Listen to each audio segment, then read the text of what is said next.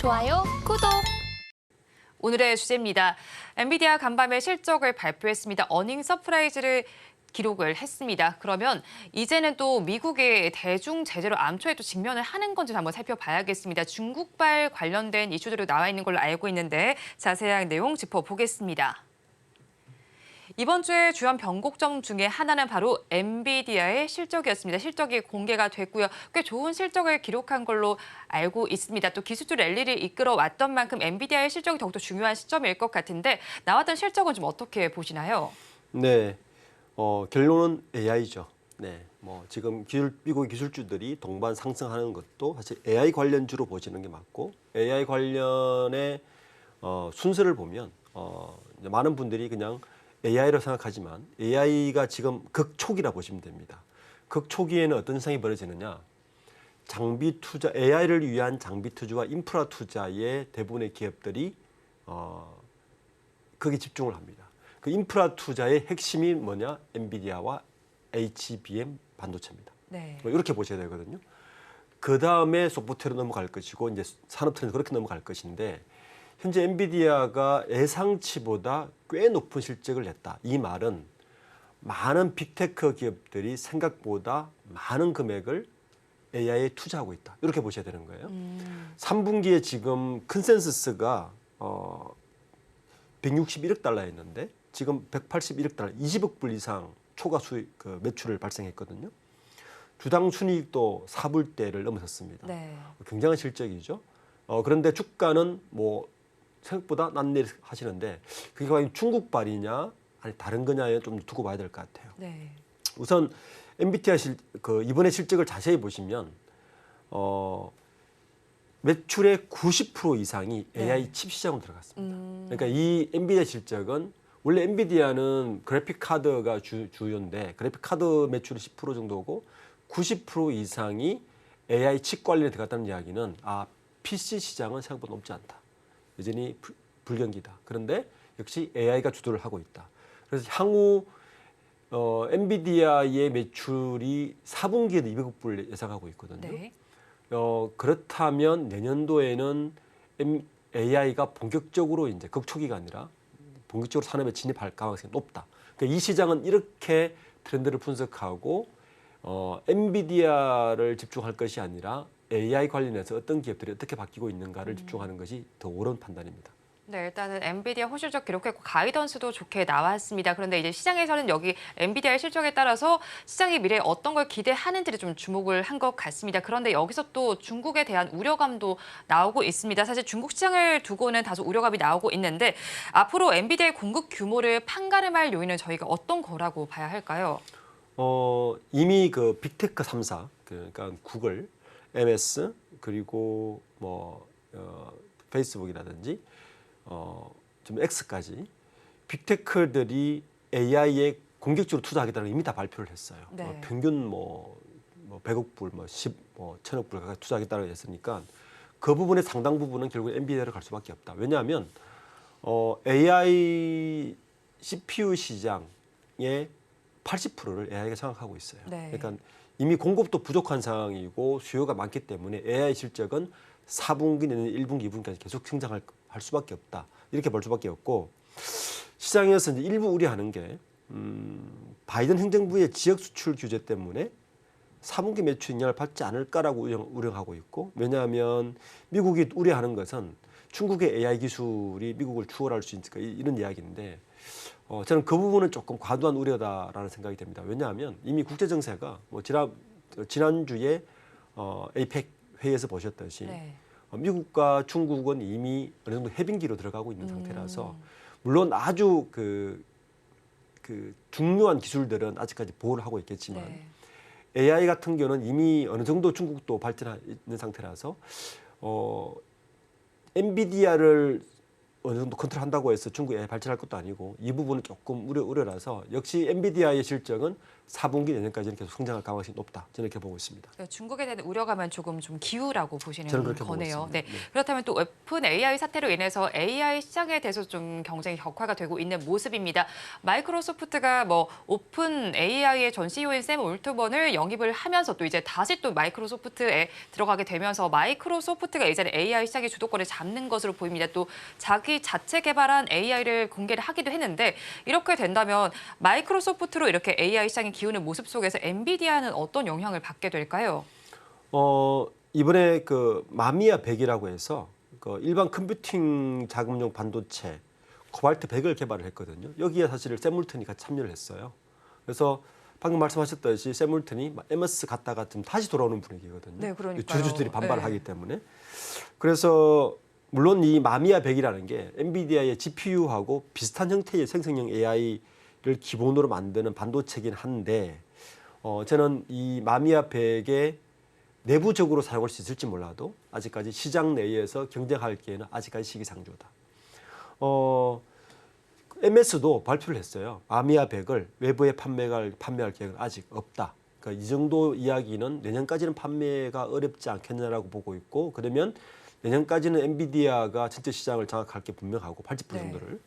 그런데 이제 미국 언론에서는 뭐 그래도 뭐 MS가 그렇게 이야기하지만 마미아 100이 GPU 제품과 경쟁할 수 있는 정도는 될 것이다라고 하는데 그 경쟁할 정도가 되면 아마 충분히 테스트를 거쳐서 시장에 나오려면 최소 1년이 걸릴 것이다. 네. 향후 1년간은 엔비디아의 뭐 천하가 되지 않을까라고 예상되고 있습니다. 일단 공격적으로 마이크로소프트 AI에 대해서 하고 있지만 당분간 1년 동안은 엔비디아의 천하가 될 것이다라고 정리를 해주셨습니다. 그렇다면 또 반도체 기업들도 한번 살펴봐야겠죠. 삼성전자의 경우에는 디램 감산 기술 이제 마무리 지으려고 합니다. 그래도 낸드와 그리고 파운드의 경우에는 내년에도 보수적인 투자를 하게 되지만 디램 설비 투자 규모는 상향 조정되고 있습니다. 그럼 반도체가 공급자 중심으로 좀 변환이 되게 되는 걸까요? 내년 1분기까지는 공급자 중심으로 가긴 어렵겠죠.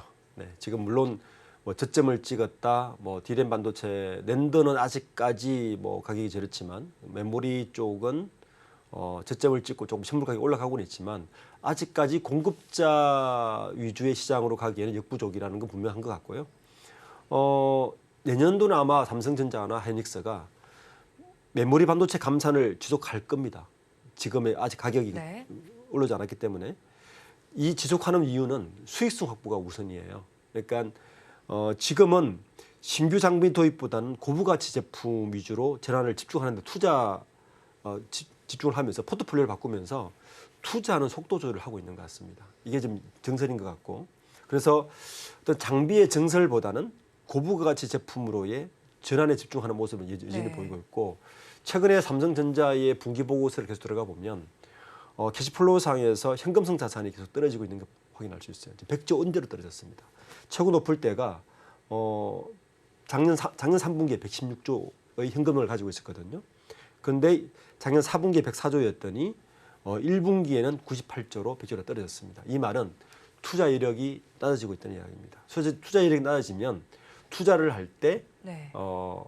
공격적으로 하기보다는 수익성이 먼저 나는 걸 투자를 하겠죠. 그래서 아마 내년도 투자는 파운드리 쪽은 TSMC와 경쟁을 하기 때문에 공장 신설에 속도를 낼 수밖에 없는 상황이지만 낸드 쪽은 투자를 안 할 수밖에 없다. 그리고 이 포트폴리오 상의 고부가치 제품 위주로 생산하는 쪽, 특히 HBM의 내년도 5단은 아마 내년 3, 4분기에 올 수 있어서 그때 맞춰서 투자하는 쪽으로 가서 내년까지는 어쨌든 공급자 시장 위주보다는 수요자 위주 시장으로 갈 가능성이 크다 이렇게 보고 있습니다. 내년까지는 공급자보다는 수요자 위주의 시장이 될 것으로 보이는 거네요. 그런데 또 삼성전자의 경우에도 생성형 AI 사업에 뛰어들고 있잖아요. 가우스를 지금 뭐 컨퍼런스 콜에서 발표를 한 걸로 알고 있는데 이걸 또 이제 삼성 내 기기의 상호작용에 좀 활용하는 것으로 알고 있습니다. 그런데 이것도 사실 호재거리인 거잖아요. 그렇다면 이에 발맞춰서 삼성전자의 주가도 뭐 8만 전자, 9만 전자까지도 바라볼 수 있을까요? 이제 생성형 AI라고 그러니까 정확하게 이야기하면 온 디바이스 AI거든요. 이게 무슨 말이냐면 그러니까 기존에 우리가 알고 있는 그 챗GPT나 오픈 AI 같은 AI는 아니에요. 그러니까 생성형 온 디바이스 AI는 뭐냐면 보통 우리가 지금 AI를 어떻게 구현합니까? 챗GPT하고 갈 때는 컴퓨터에서 로그인해서 질문을 하면 왔다 갔다 상호 주고를 받잖아요.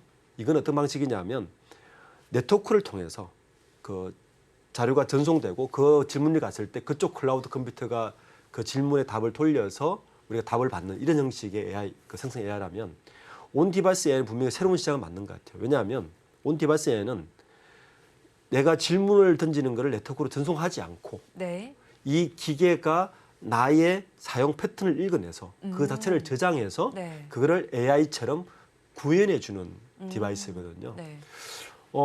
아마 요 시장이 생각보다 괜찮은 시장일 수 있다는 건 분명한 것 같습니다. 왜냐하면 첫 번째 모바일 기기하고 자율주행 자동차에 들어갈 수 있는 가능성이 크거든요. 그러니까 자율주행차, 모바일 기기는 그나마 생명에는 지장이 없지만 자율주행차 같은 경우는 클라우드 컴퓨팅과 왔다 네트워크를 통해서만 그 자율주행 하다 보면 이게 리스크가 굉장히 커진단 말이에요. 그런데 그거보다는 온 디바이스 내에서 자율주행할 수 있는 반도체고로 별도로 계산한다면 네. 보안 문제가 굉장히 개선됩니다. 그럼 시장에 빨리 접근할 수 있어서 요 시장은 하이밴드 메모리와 함께 삼성전자가 새로운 반도체의 하나의 시장 섹터로 만들 수 있는 시장입니다. 그래서 요 부분은 물론 시장을 좀 지켜봐야 되겠지만 향후에 다른 디바이스의 장착을 적용이 빠르게 된다면 네. AI 시장에서 새로운 하나의 또 마켓이 만들 수 있는 시장이라서 저는 괜찮은 시장이라고 보고 있습니다. 네, 온 디바이스 AI 시장을 조금 삼성전자가 주도할 것으로 예상이 되는 거네요. 그렇다면 이렇게 뭐 감상 기조도 있고요. 거기에 생성의 AI도 자체로 개발을 하면서 관련해서 이제 중소형 반도체와 또 AI주들은 어떤 수혜를 받게 될까요?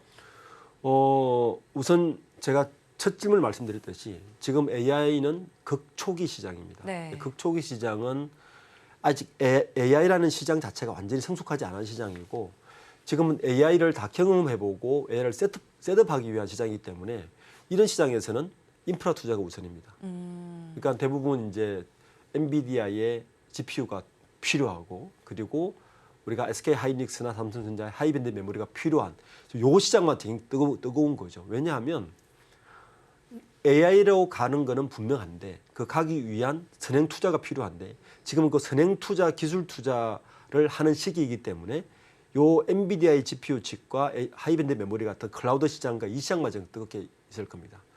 그렇게 보면 지금 소부장 업체 중에서는 국내에 있는 반도체 중에서는 하이밴드 메모리 쪽에만 크게 좌우되겠죠. 네. 그리고 GPU 시장의 뭐 설계나 기술 우리가 팹리스 쪽에 크지 않기 때문에 파두 같은 데도 사실 영향이 없고 그렇게 본다면 지금 우리나라의 소부장 중에서는 하이밴드 메모리의 투자 특히 아까 삼성전자의 그 내년 투자를 이야기했지만 삼성전자 메모리의 투자 금액이 올해하고 똑같아요. 늘어나지가 않았어요. 그렇다면 집중은 투자할 텐데 어디 투자하겠습니까? 하이밴드 메모리 먼저 투자하겠죠. 하이밴드 메모리 관련한 소부장 업체, 뭐 한미반도체 여전히 실적이 좋을 가능성이 크고요. 그 외에도 그쪽 관련된 소부장 업체를 먼저 보는 게 우선이다. 어쨌든 내년 1년간은 이 AI의 투자에 많은 기업들이 굉장히 포커싱을 하기 때문에 그러한 시장으로 갈 가능성이 커서 국내 소부장 업체들은 AI 중에서 하드웨어 네. 중에서 하이밴드 메모리 쪽 소부장 업체를 우선 보는 게 맞습니다. AI 중에서도 하드웨어, 그 안에서도 HBM 쪽을 먼저 보자라고 정리를 해주셨습니다. 반도체 쪽 이야기는 좀 여기서 마무리해 보고요. 이제는 음식료주에 대해서 알아보겠습니다. 코스피 지수가 급등을 반복했던 사이에도 지금 음식료주들은 방어주의 역할을 톡톡히 한 것으로 보입니다. 이제 공매도 금지 효과까지 더해지면서 또 실적 개선의 효과까지 있었습니다. 음식료주들 이제 화두가 됐던 부분들을 살펴보면 곡물가의 상승도 있었고요. 뭐 밀크플레이션, 슈거플레이션 등의 주요 하드들도 있었습니다. 그럼 주요 음식료 기업들의 펀더멘털은 지금 어떻게 평가를 하시나요? 식음료 기업은 식품회사는 웃고 네. 주류는 울고 있습니다. 여기 지금 현재 현황인데 3분기 실적을 보면 식품회사는 나쁘지 않았어요. 그러니까 이게 영업이익이 사실 생각보다 괜찮았는데 이게 대부분의 기업들이 국내의 시장보다는 해외 시장의 선방 때문에 이렇습니다. 그 CJ 제일제당 같은 경우도 물론 그 작년 같은 기간보다 영업이익은 뭐 조금 감소했지만 가공식품 같은 경우는 미국에서 지금 만두가 1위 하고 있거든요. 빙그레 같은 경우도 영업이익이 654억 원을 전분기 대비해서 153% 올랐습니다. 그러니까 모든 식료품 가격이 연초에 그 원재료 가격 상승으로 이미 가격을 다 높인 상태에서 지금 네. 원재료가 가격이 떨어지고 있어서 영업이익률이 상당히 좋아요. 거기에다가 외국 매출, 수출 매출, 그 해외 매출이 생각보다 괜찮아서 K컬처 때문에 이러한 수혜를 누리고 있어서 지금 식품업체들의 펀더멘털은 상당히 좋다. 4분기 내년까지 갈 가능성이 있어서 식품업체들의 펀더멘털은 생각보다 좀 양호한 실적입니다. 식품업체들의 펀더멘털이 양호한 시적인데 좀 종목별로는 어떻게 나타나고 있을까요, 대표님? 우선 뭐 이 주류업체는 지금 네. 최근에 가격을 올렸기 때문에 아직 그 실적이 나타나려면 4분기, 1분기, 내년 1분기는 돼야 될 것 같고 그 외에 뭐 삼양식품 같은 경우도 영업이익이 433억인데 3월달 기준으로 작년보다 배 이상, 125% 정도 이상 급증을 했어요. 특히 삼양식품 같은 경우는 3분 실적에서 해외 사업 부분이 전체의 78%입니다. 그러니까 국내 지금 우리나라 식음료 기업을 네. 국내 경기가 좋냐 안 좋냐로 따지는 것은 이미 옛날 이야기다. 그러니까 국내 식음료 업종을 평가할 때는 해외 매출이 그 매출 비중에서 얼마를 차지하고 있는가가 그 기업의 펀더멘탈의 기준입니다. 예를 들면 라면 3사가 있지 않습니까? 네. 우리가 이제 농심이 있고 삼양식품이 있고 오뚜기가 있는데 국내 라면 시장을 보면 크게 변화가 없어요. 네. 그런데 영업이익률 차이가 엄청나게 많이 나거든요. 그 기준이 해외 매출입니다. 방금 말씀하신 것처럼 삼양식품 같은 경우는 해외 라면 시장 매출이 굉장히 커져가지고 네. 지금 영업이익률이 2배 이상 올랐어요. 네. 그러니까 앞으로 국내 식음료 업체의 펀더멘탈이나 실적을 평가할 때는 그 기업의 해외 매출 비중이 얼만큼 올라가 있느냐가 결국에는 그 기업의 펀더멘탈의 기준이 될 것 가능성이 높다. 식품 기업들 볼 때 해외 매출 비중 한번 살펴보면 좋겠고요. 앞서서 말씀해 주신 것처럼 라면이 지금 또 굉장히 효자 노릇을 하고 있습니다. 지금 매출이 1조를 돌파했다는 소식도 전해지고 있는데요. 이런 상황 속에서 라면 3사 중에서 좀 독보적 위치를 차지한 기업은 어디라고 봐야 할까요? 방금 말씀드린 삼양식품이죠. 네. 이제 우리나라 라면이 탄생한 지가 60년가 되는데 3분기 해외 매출 성장세를 보면 삼양식품이 80% 정도 네. 뛰었어요. 그리고 원래는 농심이 매출은 제일 많은데 농심은 8% 정도 성장세를 했고 오뚜기는 3.1%밖에 성장을 하지 않았거든요. 네. 역시 삼양식품은 이번에 그 해외 매출을 보면 저도 좀 놀랐는데 매운 게 통하는지 몰랐어요. 불닭볶음면이라는 네. 이런 매운 게 통해서 삼양식품의 해외 매출 비중이 급성장을 했습니다. 그 덕분에 삼양식품의 해외 매출이 처음으로 2천억을 넘어섰고요. 그리고 3분기에서 아까 말씀드린 대로 그 78.3%가 해외 매출이었고 3분기 매출이 국내보다 훨씬 더 많아진 회사가 되었습니다. 그래서 앞으로 그 이전에 언론 기사들이나 많은 기자들 관심은 라면 3사의 국내 매출 누가 1등, 2등, 3등을 하느냐에 관심이었지만 이제는 아니다. 이제는 누가 해외 매출에서 많은 매출을 올리느냐가 집중돼 있어서 앞으로도 해외 매출 비중은 점점 올라갈 가능성이 높다. 그래서 앞으로 라면 3사의 어떤 매출이나 수익률의 기준은 해외 매출을 봐야 될 것이다. 그렇습니다.